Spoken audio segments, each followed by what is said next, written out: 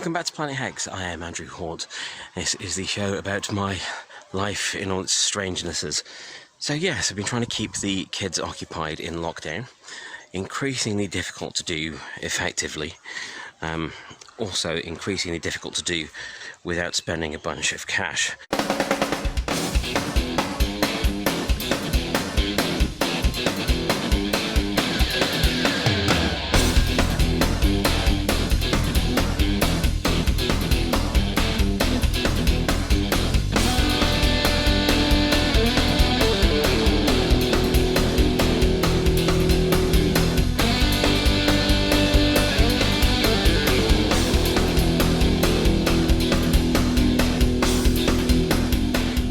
So I had an idea. Let's make a movie, kids. Great idea. So,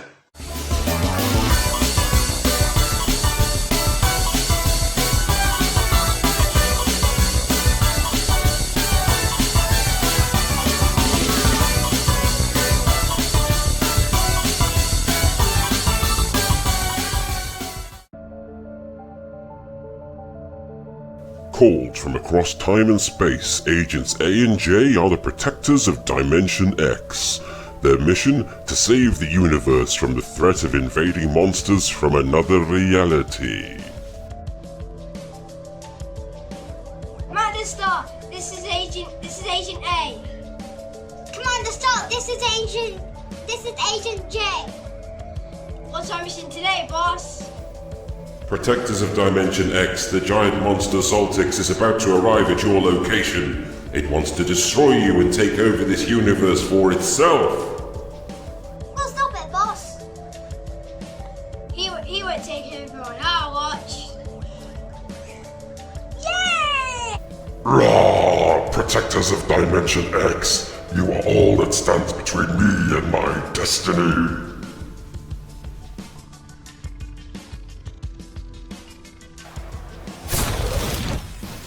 Come on, we can defeat him, Agent J. Let's save the universe! We're ready! Attack!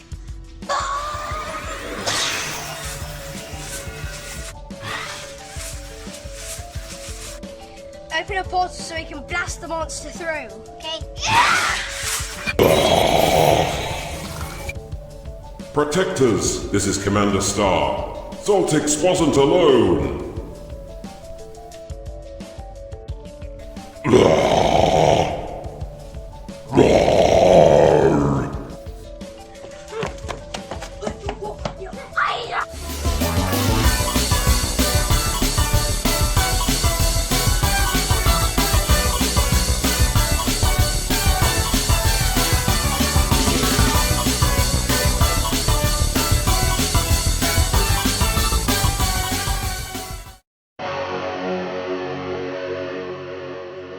Always they call me a pretty boy, a cutie pie, but I am not cute, I am not pretty, I am a proud warrior, a proud and upstanding lion. They will know my wrath. They will know the meaning of... Oh! Existence is pain. Existence is suffering.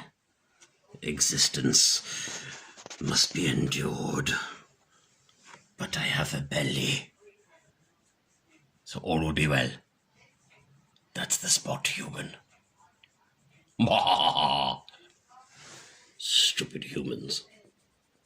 Oh, God, it's him again. The one with the hand. When will he learn I am his superior? I am not a plaything. I am not some form of toy. I cannot be bought with affection. I can be bought with worship, reverence, and meat. I don't know how he thinks he can get around me so easily. It's really quite ridiculous.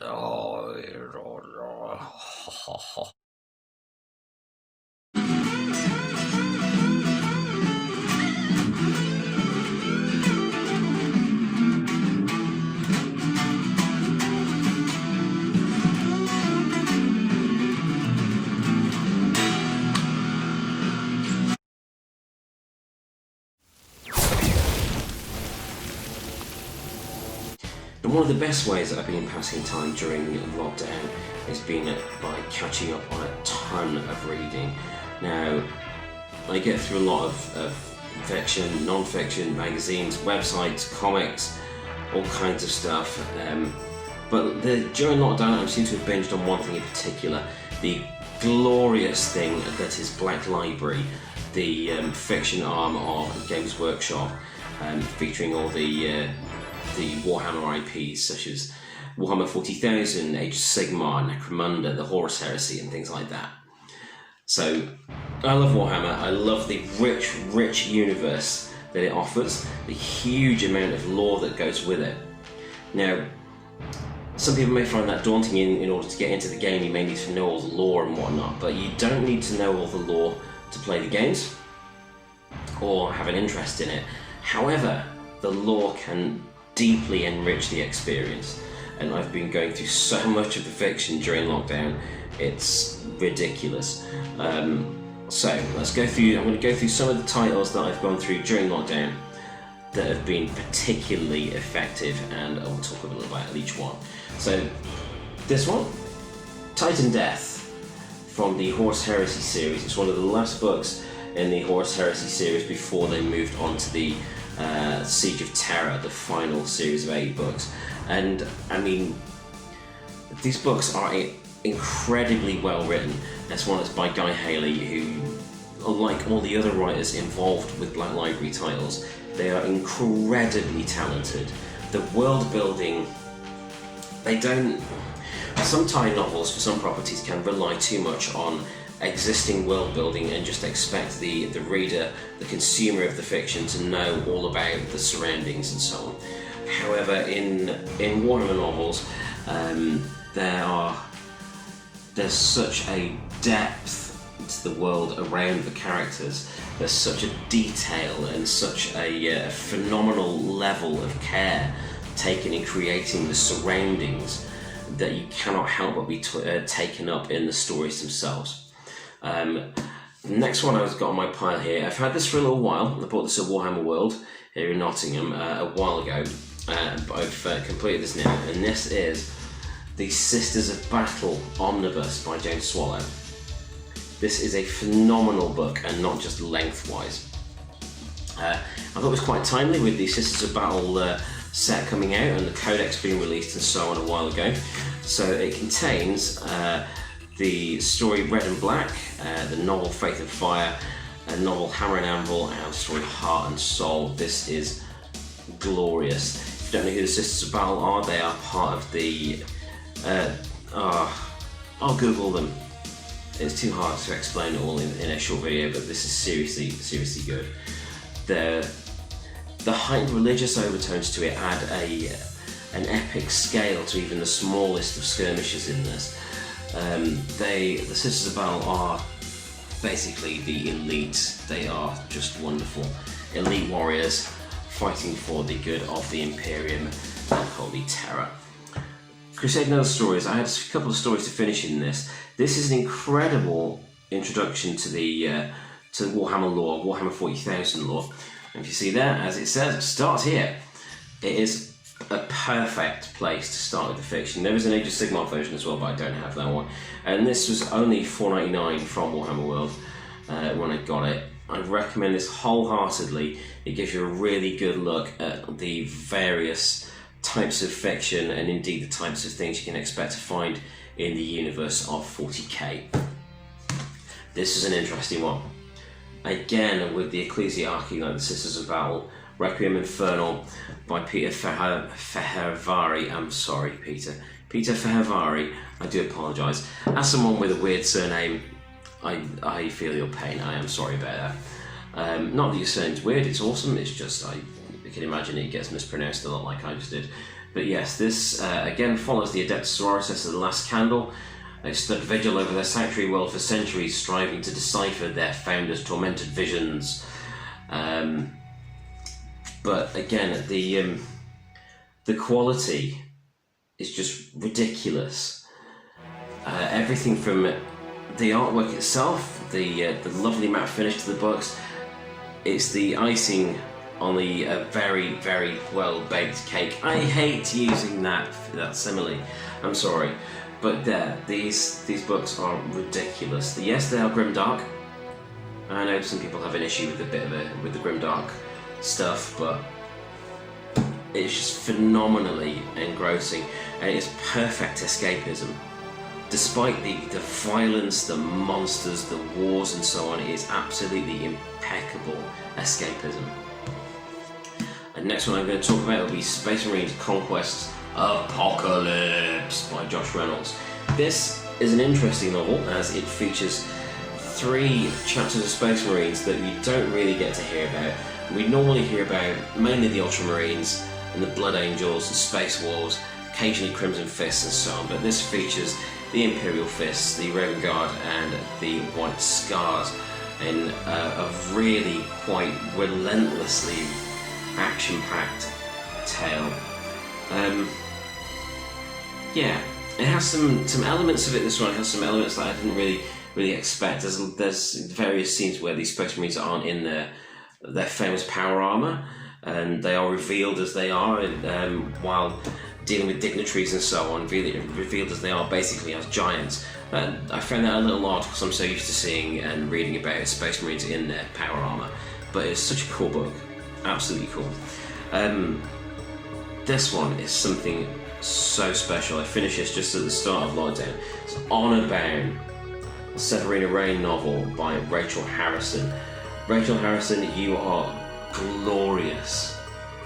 The characters in this are just incredible, incredibly drawn characters. You care about Severina Rain and a very motley bunch of soldiers that work with her for the betterment of the Imperium. It's just I don't even know how to put it in words how good this is. The quality of the prose, the quality of the characterization and the world building and the plotting are just wonderful. I do believe it could have been a little shorter, maybe 50 pages shorter, just to keep the pace up a bit, but other than that, that's a small problem. That is excellent. Okay. Yeah. Rise of the Inari, Wild Rider by Gav Thorpe.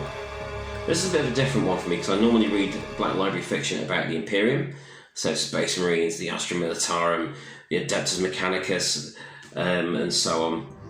But yeah, this is interesting as it focuses on the Eldari. It's part of a series. Yeah, it's part of a series that focuses on the Eldari, and it's a different pace. There's a different flow to the prose because it's alien.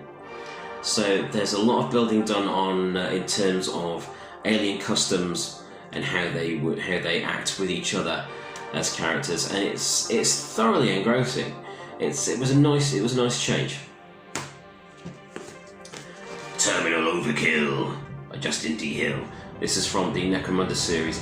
Now you can't beat Necromunda for some nice, grimy, dystopian, ultra grim, dark sort of cyberpunk. It's wonderful. What it reminds me of, indeed with a lot of the Necromunda fiction, reminds me of 2000 AD. The classic British comic 2000 AD, Judge Dredd, the world of Judge Dredd, the world's a Rogue Trooper, the world's a Strontium Dog, characters like that. They would feel very at home in the Necromunda universe, and if you want something a bit more down and dirty, that's not for, say for alien races or the glory of the Imperium, or, indeed, if you're not really in the mood for god machines with cities on top of them, then give Necromunda a go. Terminal Overkill is a great book. It's so fast-paced. Pacing is a great thing that they do. There's a lot of epic scale to the battles and whatnot, but the pacing is just lovely. Now, there's going to be a little jitter here, a little shudder, as I've left the book I'm currently reading in another room. One moment, please. I bet you won't notice the join. See, I told you you would never know. You'd never know there was a space there. So yes, currently reading the Warhammer Quest novel, Blackstone Fortress which is the accompanies the Blackstone Fortress game itself. Haven't played the game, basically because I haven't had the chance to, and I couldn't afford the box set myself. But yeah, this is so rich and evocative, and it's luxurious in the way it's presented. Darius Hinks has done a great job. I mean, you cannot help but love the characters in this. Drake, the main character here, what a dude. So that is my Black Library binge. I can't wait to get to the next one.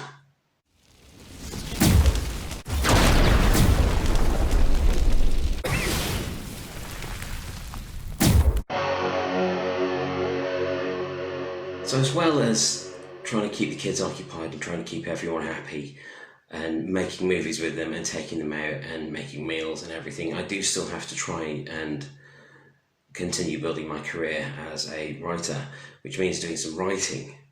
Now that has to happen every day.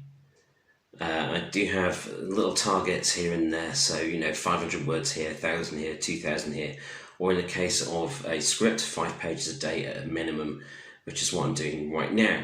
So I should start really.